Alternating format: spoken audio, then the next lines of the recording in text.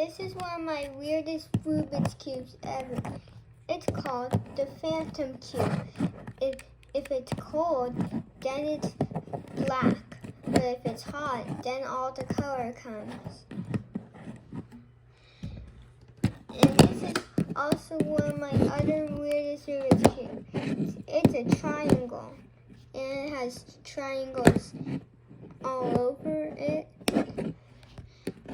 And it is so easy. It's easier than a 3x3. And if you did this over, eventually it will be solved. And last but not least, it's the 1x1. It doesn't even turn. But here's how you solve it.